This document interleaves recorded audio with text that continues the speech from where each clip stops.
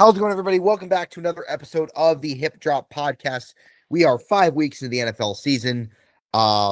Week 6 kicks off on Thursday. Lucas and I will give our Week 6 preview tomorrow. Before now, we'll go through all the Week 5 games, some more important than others.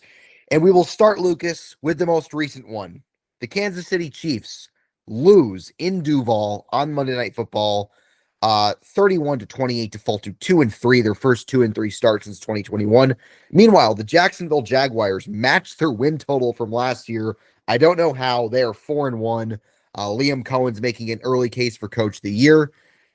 But with all due respect to the Jaguars, Lucas, this game to me, and this might be through our kind of rose-colored glasses, this game says more about the Chiefs. And I'm going to go in a little bit of a rant here because I've seen a lot of discourse about how, like, oh, they'll be fine. They'll be fine. They're getting Rashee Rice back. They'll be right there at the end, blah, blah, blah, blah, blah, blah, blah.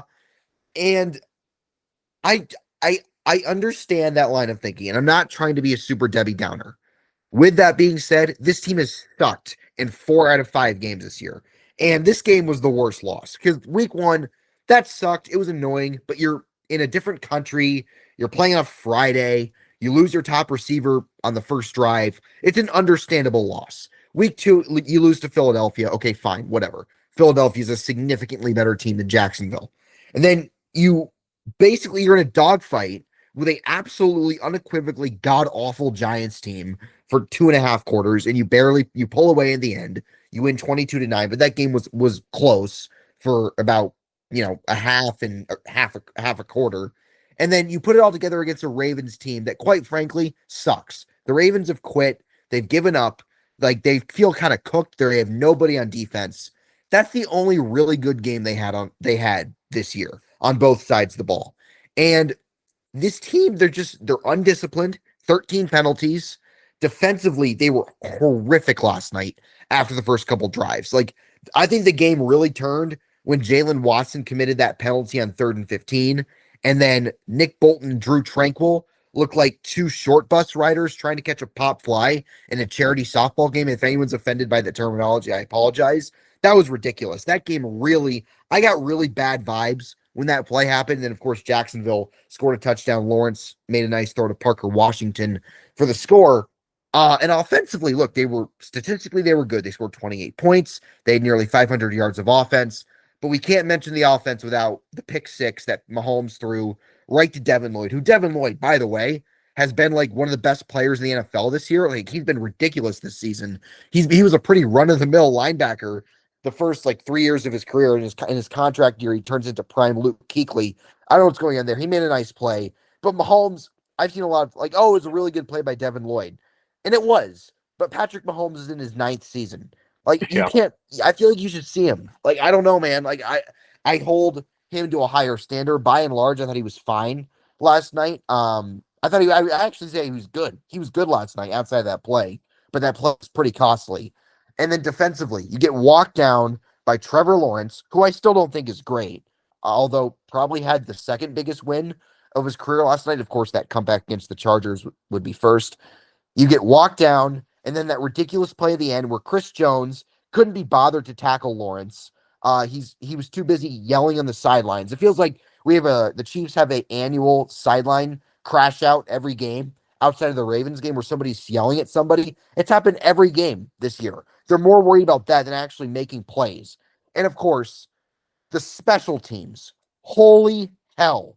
Harrison Butker, first game he didn't miss a kick. Good for him. Kicks the ball square out of bounds. Gives the Jaguars an extra 20 yards. They commit 2 holding penalties. He's bowled by Jack Cochran, who, why the fuck is Jack Cochran on the team? He's not good at football, guys. I don't know why it's taking you this long to understand it. Nico Remigio commits a penalty, which, look, that one is excusable. I think it's a bit of a ticky-tack rule, so I can somewhat excuse that. But that, to me, Lucas, that's the worst regular season loss of the Mahomes era. And I was in attendance for the nightmare on Christmas. I think this is worse. I think it's more annoying. And right now, I just don't think this team is that good. I don't think they're that good. I ran over. I want to hear your thoughts on this because you have a slightly more optimistic view than I do. Yeah. And maybe if they beat the Lions next week, I'll change my tune. I just don't think this team is it, man. I don't think it. I don't see it. I'm slightly different. I'm more optimistic in certain areas, but I'm also more pessimistic in certain areas than other Chiefs fans. I will say I don't think that's the worst loss in the Mahomes era. It's probably the game, probably one of the games where they had no business losing in terms of how Worst the regular structure of the season game, loss, in my in opinion. terms of Worst how the reg. how, and how the flow of the game went. It's not the worst Yeah. opponent they've lost to. It's not the worst lead they've blown, but like they completely outplayed Jacksonville. That might be the game where probably they outplayed the opponent the most, but they lost. Like they outplayed Jacksonville. They averaged like 1.7 more yards per play, almost 150 more yards. That game shouldn't be close. And I know Jaguars and NFL fans are bitching about calls. That Jalen Watson penalty on 3rd and 15. I'm sorry, I don't think that was a penalty. I just don't. Yeah.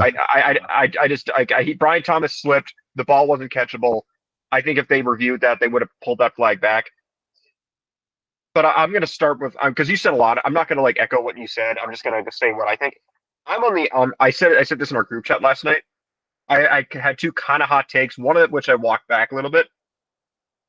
I think this year is the opposite of last year in terms of Mahomes and his stats. Last year Yeah. he was better than his stats indicated. He had like a TD and an INT ratio of 8 to 9.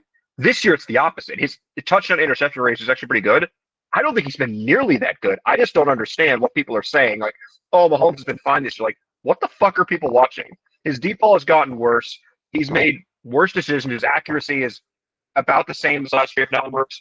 I just think he's overall playing worse football than he was last year. He's not playing bad with football. a better supporting cast, with a better Yeah. team around him. But a better offensive line. That's the weird part. Like, if he was playing worse than last year, but like everything, like the offensive line was a shit show, there was no Worthy, Kelsey was causing bullshit, then I could get it. There's no reason he should be playing this bad. And when I say bad, I mean bad for Mahomes standard, not for the average quarterback. If Daniel Jones is playing this well, Colts fans would be doing jumpings or would be doing backflips. I'm just ranting against the narrative like, oh, Mahomes has been good. Like, people said Mahomes was good last night. I thought he was all right. Like, he made Yeah, some it wasn't bad. Yeah. like he missed. I think he had a couple very bad misses there, and I know there was a deep ball where it was a great play by the safety to break it up. Thought that was a very aggressive throw in that scenario. Probably wouldn't have done that. But he had another bad deep ball miss. I forgot who was two last night, but he had another. Like, I think he missed a touchdown, or very least it would have been a 40-yard gain.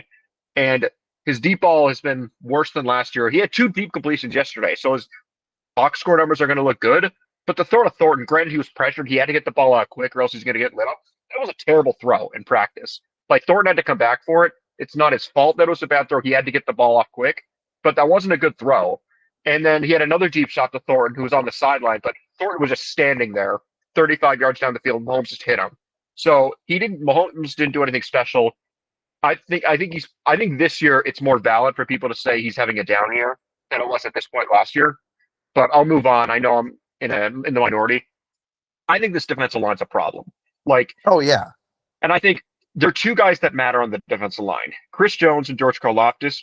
No one else matters. Like Charles Omenihu, who played okay yesterday. He played pretty. Probably played. Omenihu, who played his best game of the season. He's not going to do that again. If Omenihu could play like that every night, the Chiefs are going to be fine. But no one else matters. Mike Dana doesn't matter. Omar Norman Lott, maybe he gets better when he's further along from his injury. Derek Nottie is Derek Nottie. He's like a make-a-wish defensive tackle at this Terrible. point. He's awful. And then why'd they trade for him? He sucks. He's awful at football. He's a good person. I like Derek Nottie as a human being. He stinks. Great animal. He should animal not be on lover. the team. I'm sorry. Like, Keep going. again, I had to get that off my chest. The fact they fucking gave up even minimal draft capital for that trade is unbelievably. I don't know what Brett Veach was thinking. Who was going to claim him on waivers? Who else was going to trade for Derek Nottie? That's just stupid. Like, but okay. But Ashton Gelati, he's young. Jerry Tillery sucks. I don't even know the rest of their defensive tackle depth chart other than Chris Jones. I don't really care. No one's good. No, Mike Dana's a ghost. The two guys that matter are Chris Jones and George Karlaftis. Chris Jones has been very inconsistent as a pass rusher. It's very clearly his like worst season rushing the passer as a pro, maybe outside of his rookie year. But he's been a disaster against the run. Like anytime, like even that scramble, that Trevor Lawrence scramble, that was a touchdown. Granted, I don't think he would. I don't know if he would have had a chance to get him. But the fact that he gave that effort when he's making $35 million a year or whatever his AAV is, dude, you gotta give a better effort to that. Like I know maybe he wouldn't have actually got him, but when you're making that much, you have to give an effort. It's not like he's one of those like 37-year-old veterans who's making league minimum. in that case, like, okay, it's like that was almost similar to the Albert Hainsworth play from like 15 years ago, where like he got pushed to the ground and he just Yeah. didn't want to get up. It was very similar to that play. Is that Hainsworth? It was acknowledged that he sucked at that point. It was a bad contract. Chris Jones, you're still viewed as an all-star. I thought that was bad. And the George Karlaftis, I've been kind of like against the grain when it comes to Chiefs Kingdom. Like, I think before this year, he wasn't that good of a pass rusher. He was a good player. Like, he was a starting caliber player. But, like, he wasn't like a top 15 to 20 pass rusher. I know there was a key figure on, like, Chiefs Twitter that said, like, oh, he's like the 15th best edge rusher at worst. I'm like, no. Like, he's like he's like a slightly worse Greg Rousseau. He's a good player, but, like, if you had maybe pick between Rousseau and Karlaftis, it's close. I might go with Karlaftis, but, like, it's it's close. But that was before this year. This year has actually been Karlaftis' best year in the NFL, which is saying a lot. He's playing up to his contract, but even so, George Karlaftis cannot be your best defensive lineman. Like, that's just not his game. Like, Karlaftis makes sense when Chris Jones is playing like Chris Jones, or at least like a borderline Pro Bowler at the very best. Then it's Karlaftis. Then the calculus makes sense. But this team has done a very underwhelming job at developing defensive ends, and they put almost no effort in the defensive tackle position. And this has been my problem for years now. Like, I know they just drafted Omar Norman-Lott. I think he might be good, but like they made him gain weight and then he hurt his ankle. So like his rookie season might be ruined, or at least the first half. We're not going to know what he's going to be. Other than that, it's been like Jaron Reed and then a bunch of like bare minimum players. Yeah. Like they completely neglected the defensive tackle position. It's coming back to haunt them, and they frankly missed on outside pass before. Like I think the Felix Anudike-Uzomah miss is, I think, a bigger deal than people think. Like, I know it wasn't the worst pick in the world, but man, that he had to at least have been good. That just changes this defensive line. Terrible. They can't get pressure. Pressure. The secondary's been good. The secondary's been amazing this year. Like, I know, but I know they didn't have a good day yesterday, but that's the nature with secondaries. Unless you have like the Legion of Boom, you can't expect a secondary to be good every single week. If they play 17 games, if they're great for 13 of them and awful for 4, I'm willing to swallow that pill. And last night just happened to be one of those days. But also, we just have to say it. The Jaguars just made plays yesterday. Like that Travis Hunter catch like 40 yards down the field. That's just a wild play. Granted, it could have been covered better. That's just a wild play nonetheless. And then the deep ball on the sideline of Brian Thomas Jr. I know a lot of people I think it was Jalen Watson on coverage on that play. A lot of people gave him shit for that. He at least turned his head around and he tried. But sometimes you just got to tip your hat. Like Trevor Lawrence and Brian Thomas Jr. made a play. I can forgive that. It's not like Jalen Watson had so bad coverage that like Brian Thomas like had no choice but to catch the ball. That's just a great job tracking it, managing the sideline. It's a great ball from Lawrence. But in terms of the bigger picture, I'm gonna wait. I'm gonna reserve judgment until Rashee Rice is back.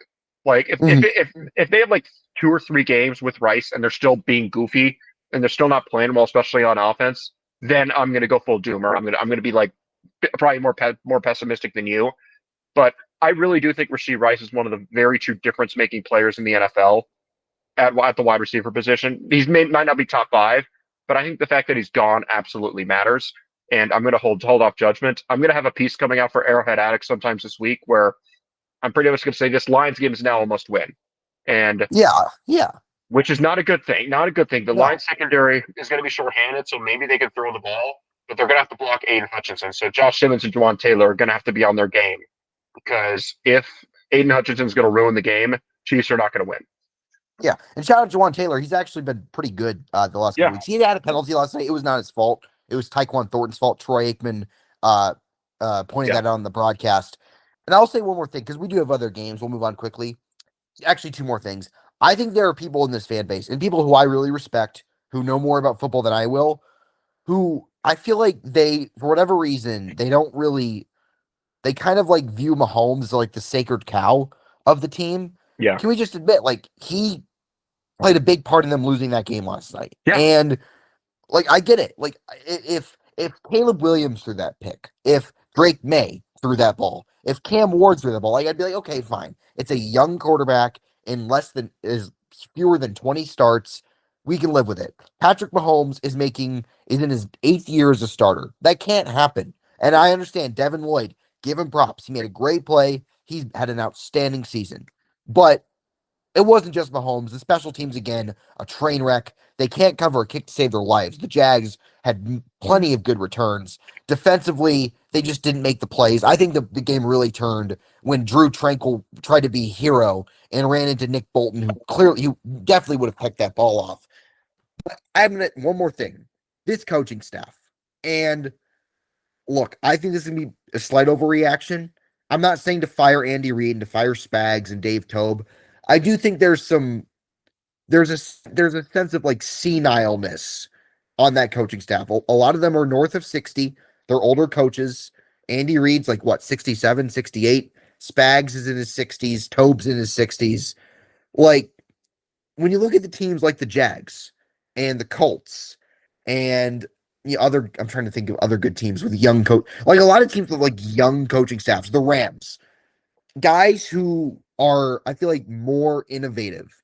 I just feel like a lot of their approach is kind of outdated. And I actually think Yeah. Andy Reid called a good game last night. I thought Andy Reid was fine, but as a play caller, but 13 penalties is a referendum on the head coach. It just is. And one thing that Andy Reid really fucked up on was that punt on the first position of the game. What in God's name was that? It's Yeah. 4th and 2, and you're punting at midfield. Why? We were both saying And in then the chat yesterday. We were both saying it. Ridiculous. And then Like, Spags. was he drunk? Was And he then, of drunk? course, Andy's worst play call was running a reverse to an unblocked Josh Hines Allen. Why? Why? They completely ruined a drive in which they could have had an opportunity to double up. Spags continues to not play Noel Williams.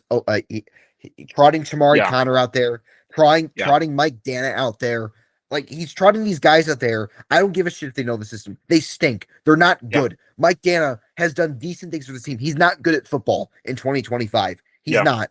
And then Dave Tobe, again, the special teams speak for themselves.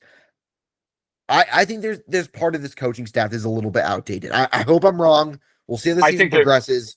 I think they might need some. They need to evolve a little bit. What was that, Lucas? Yeah. I think they're complacent. Like I think they're like, hey, this is what I do. It's worked. And to be fair, I don't think a lot. I'm not going to really go in on Tobe that hard. I do think maybe there's like an overall like discipline problem. Like, hey, like I highly doubt Dave Tobe was telling Harrison Butker to even like hit it anywhere near the right side where it has a chance to go out of bounds. Like if that's the case, then I take back everything I said.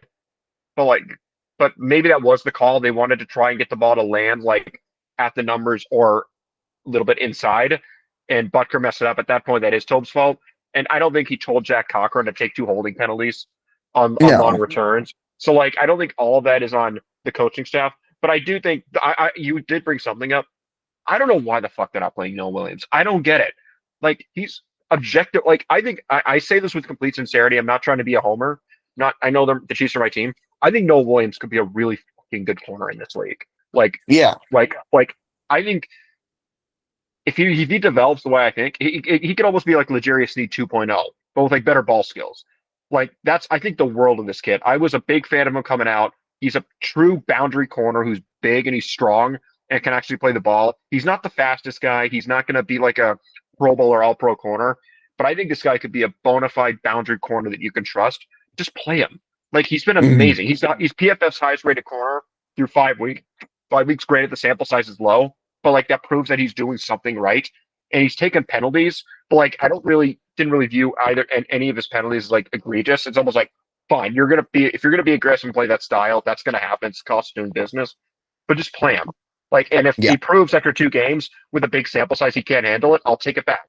But play him. What is the worst you can do? What is the worst that can happen? Because like it's McDuffie, Watson, Noel Williams. Those should be 3 corners, bar none.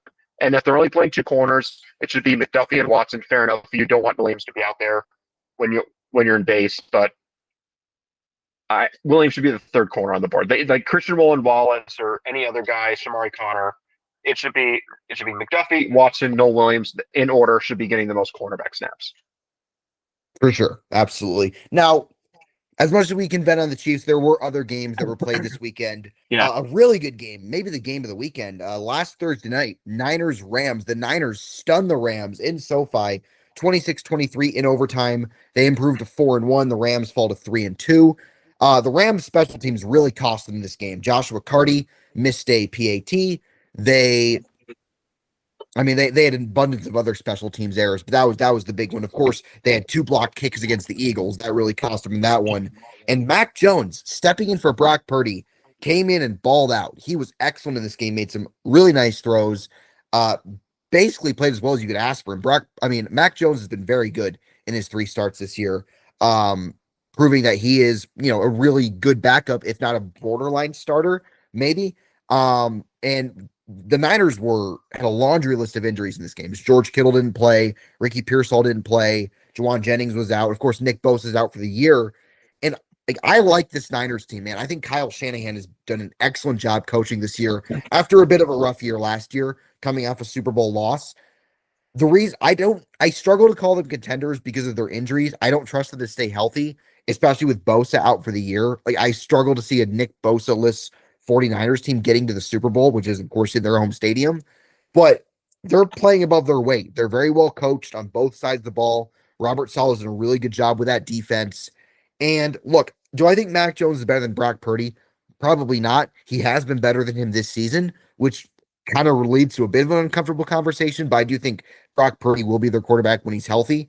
I don't know if he's going to play this week against the Bucks, but Mac Jones is giving them all you can ask for. They're not 4-1 without Mac Jones. And as for the Rams, that's a tough one. That's one that you look back on at the end of the year when you're fighting for the division and fighting for playoff seeding. Like, man, we should have won that football game.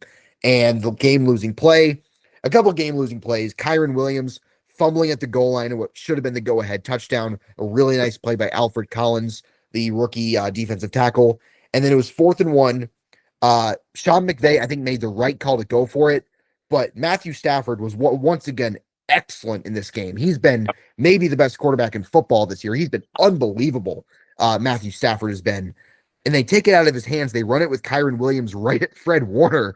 And predictably, that went how it went. The Niners hold and they win the football game. Lucas, what's your big takeaway? Do you think the Rams, I don't think they're in trouble. I feel like they've just kind of handed games to other teams, but they kind of got to get their shit together because it's like, all right, we can't lose games like this and we outplay the other team, because I think they objectively outplayed Philly for most of that game.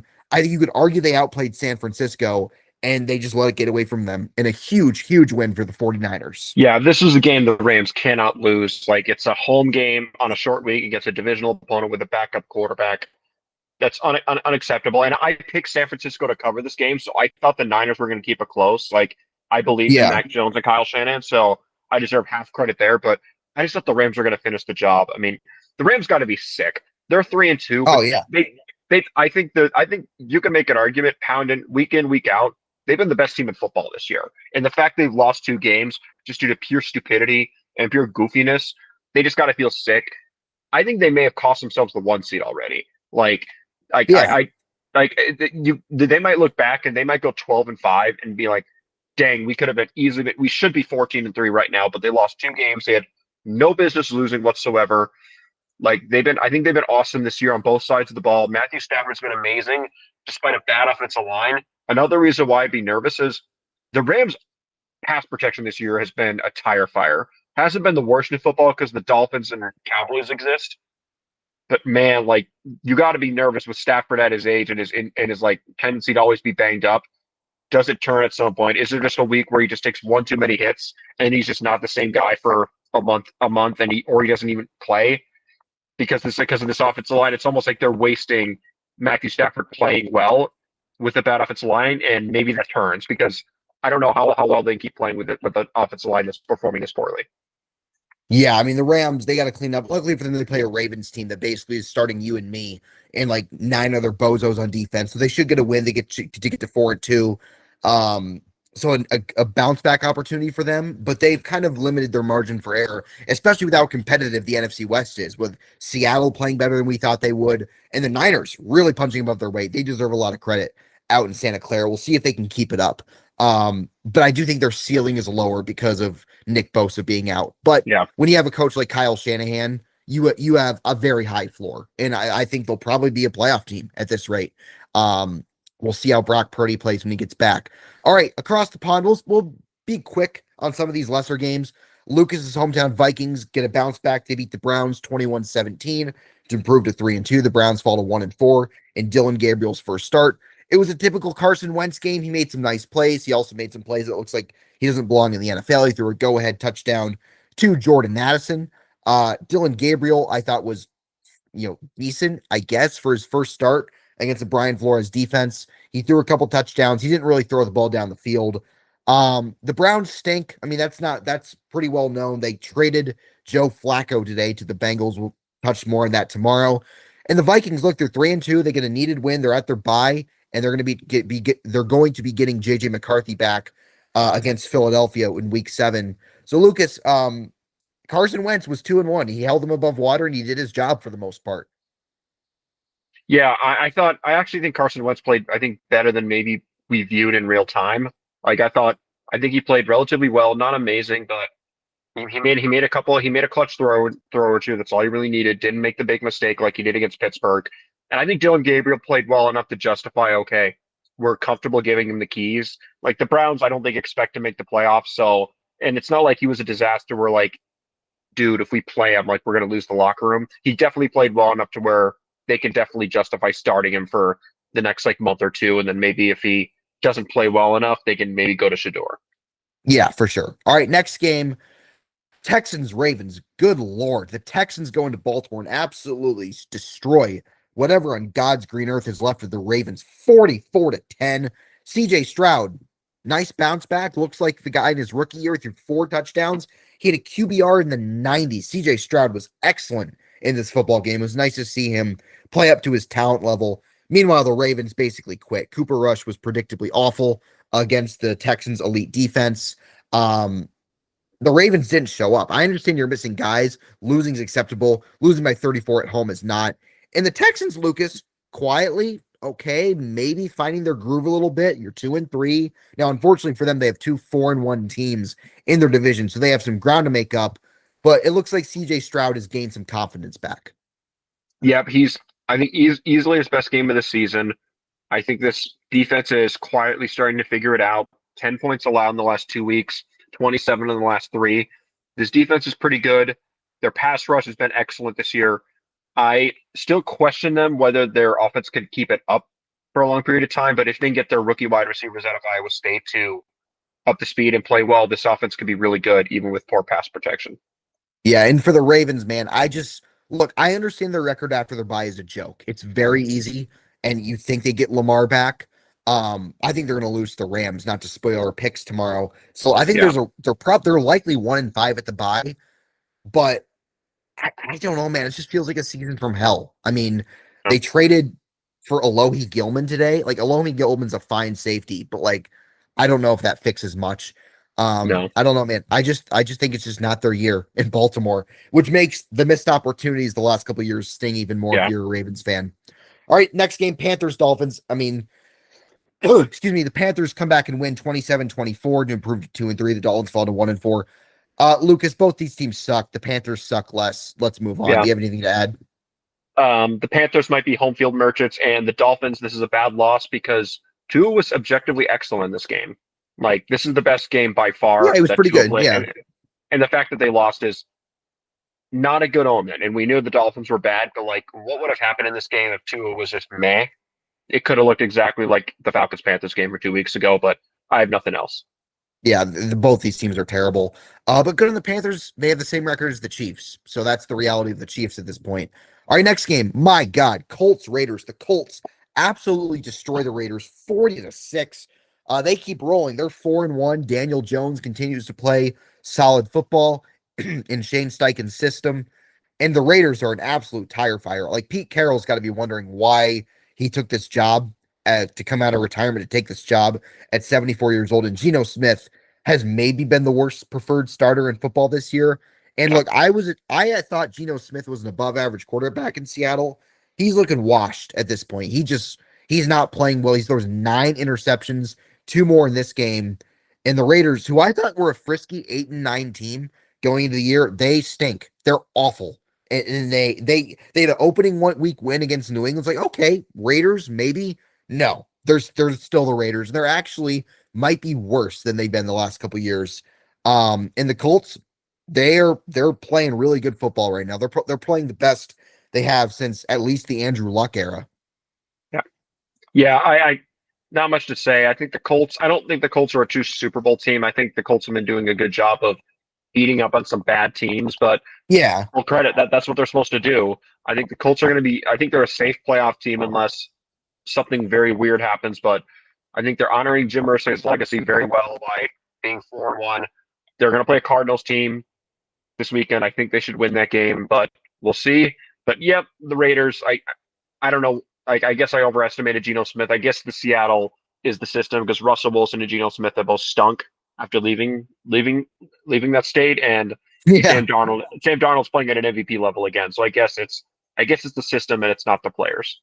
Yeah, or they just know when to move on from quarterbacks, and Pete Yeah, Carroll needs to maybe be put in a home at this point. Speaking of old senile coaches, uh, all right, Saints Giants. I mean, these teams are both awful. The Saints get their first win of the year, so good for Kellen Moore getting his first win as a head coach. Spencer Rattler gets his first win as an NFL quarterback. Lucas, I'm in the minority. I actually think Spencer Rattler's like halfway decent. Like, I don't think he's great. I don't think he's yeah, a franchise quarterback, but I actually think he's been pretty solid this year outside of the Seattle game. Jackson Dart was very bad in this game. He threw 2 picks. The Giants turned the ball over in 5 possessions in a row. It's hard to win a game when you do that. They blew a 14-3 lead. Um, and a pretty bad loss for the Giants. I mean, they are who they are. Again, both these teams are really, really bad. But good on the Saints. Good for Kellen Moore getting that first victory. yeah. I think Spencer Rattler's almost playing too well because it's not quite not because he's ruining the tank, but are we going to be able to see Tyler Shuck this year? And I still Yeah, I think the know. Saints are going to be bad. They'll be in quarterback position again with maybe Garrett Nussmeier, whose dad is the offensive coordinator in New Orleans. It's almost like the Saints would prefer Rattler to be playing poorly because then it would give them an excuse to look at their second round pick, and then they would at least know what position they're in heading into the offseason. But that's not a question for down the road. Jackson Dart expected he didn't play well. Like he didn't play well this week. He had 4 turnover-worthy plays. Just not quite very good. But he's a rookie. But this is probably a game you probably would have wished to win if you were Brian Daboll. Oh yeah, for sure. Brian Dable, Yeah. see, after a really good win against the Chargers, I mean that seat's pretty warm. If they lost that game against the Chargers, I don't think he's the still. He's probably not still the coach. And they play a pissed off Eagles team on Thursday. And I'll say this about the Saints before we move on to the next game. They don't have a lot of talent. They're playing hard. They're playing well above their talent level. All right, next game. Cowboys Jets. The Jets are still winless. They lose 37-22. It was 30-3 at one point. The Cowboys get a much needed win. Dak continues to play really well. The Jets are terrible. The Cowboys, I think, are basically like a fun bad team where they're not great, but their offense is very good. I think Brian Schottenheimer did a good job in his first year, and the Jets are still the Jets. Yeah. Not much to add. Um, one second, my dog broke in again. But yeah, I think Dak Prescott's been excellent this year. The Cowboys, I think, are starting to figure out on defense just to an extent to where they could be competent, not necessarily great. I don't think the Cowboys are going to win multiple playoff games, but I can at least admit I was wrong about Brian Schottenheimer. I think he's a solid, competent coach. Yeah, he's done a good job. Um, Lucas, I have a suggestion.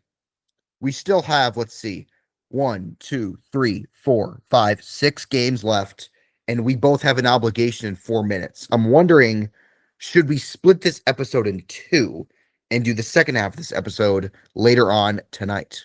I'm not opposed to that. We can do that. All So, right. All cool. right, we will do that because 3 of these games we're going to spend some time on because they're pretty notable games. Do you So, for do, anyone wondering, do you the want to remaining games. do you want to get 1 or 2 more games knocked out quickly? Like maybe a couple of Yeah, one let's of the do the smaller stupid ones. games out of the way. All right. Yeah, cool. Titans Cardinals. The Titans get their first win of the year. Cam Ward gets his first win of his career, and the Cardinals had maybe the worst loss I've ever seen a team have. Yep. And Cam Ward, very good. Amari DiMercato, however you say his name, got to be Yeah, ashamed of himself. Like, there's no reason that should happen. One of the most embarrassing losses I've seen in the NFL the past couple of years. yeah. The Cardinals. And you look, their next 2 games are against the Colts and the Packers. Like they're Yep. staring 2-5 square in the face, and Jonathan Gannon's seat is pretty Yep. warm. And I don't like how Jonathan Gannon reacted towards DeMarcado. I think chewing him out's enough. I don't agree with a coach putting his hands on a player. But the Cardinals, that's basically a season-ending loss for that team. And Brian Callahan, I guess, survives another week. And then the last game we'll get to before we move on and do the rest of the games in the second part. Lions Bengals. The Lions win as they're expected. They win 37-24. They win 4 straight after the opening week debacle in Green Bay. The Bengals are now 2-3. Jake Browning sealed his own fate through three more interceptions this game. He had a fake stat pad at the end of this game, but Jake Browning is just not an NFL quarterback. He had a couple fluky performances in 2023. There's a reason he was undrafted. There's a reason the Vikings got rid of him, as you know, Lucas. Yeah. He's just not good. He can't play. There's a reason. And now the guy that they traded for, I don't think is significantly better, but at least they tried something. And the Lions, they did what they had to do. They beat a bad team and they move on to 4-1. Jared Goff, I thought, was solid in this game. The defense, I thought, played well for the most part. They took their foot off the gas a little bit, and they look a far superior team beat a Bengals team that I think is pretty cooked, despite being 2-3. Yeah, I think the Lions defense has been excellent for the second week in a row. Their secondary is now banged up, but Aiden Hutchinson has played excellent 3 weeks in a row. That has to be a very good sign if you're a Lions fan. I feel like if they would have had him against Washington, that game would have gone somewhat differently. The Bengals, we've known for a while now, they're not very good outside if you take out Joe Burrow. That coaching staff does nothing of value for the team whatsoever. Like that team is just the classic, like they're not a net negative, the coaches are, but if the players are not very good, they're just not capable of scheming them up to make them better. That's just a lot of good coaching staffs can do that. They're the perfect, like, mediocre coaching staff. And if the talent's bad, the team's going to be bad. If the talent's good, the team's going to be good. But that's pretty much it. Bengals are going to miss the playoffs this year, and we'll see what Mike Brown does in response. Yeah, with Zach Taylor, who, look, had a couple nice years, but not a lot outside of that, and is pretty obviously a Joe Burrow merchant at this point. All right, Lucas, we have 4 more games. We'll do it in our second half of this episode. That is Broncos, Eagles, Bucks, Seahawks, Commanders, Chargers, and Patriots, Bills. So the first half of this episode of the Hip Drop Podcast is concluded, and we will see you later tonight.